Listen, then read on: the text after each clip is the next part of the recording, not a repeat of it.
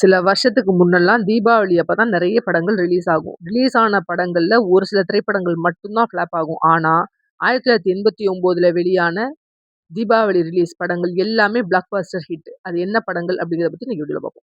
முதலாவதா ரஜினிகாந்த், அமலா, ஸ்ரீவித்யா நடிச்சிருந்த மாப்பிள்ளை திரைப்படம். இந்த படத்த ராஜசேகர் இயக்கியிருந்தாரு. படத்துக்கு இசை இளையராஜா. படம் 150 நாள் ஓடி சாதனை படைச்சுச்சு. அடுத்ததா கமலஹாசன், அமலா, பிரபு, குஷ்பு நடிச்சிருந்த சிவாஜி புரொடக்ஷன்ஸ்ல வெளியான வெற்றி விழா திரைப்படம். இந்த படத்த நடிகர் பிரதாப் போத்தன் இயக்கியிருந்தாரு. இந்த படம் 175 நாள் ஓடி வெற்றி விழா கொண்டாடுனுச்சு.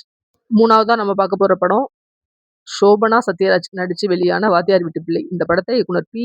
வாசு இயக்கியிருந்தாரு. வெறும் 50 நாள் இந்த படம் ஓடியிருந்தாலும், இந்த படத்த தயாரிச்ச புரொடியூசருக்கு இந்த படம் லாபத்த குடுத்துச்சு.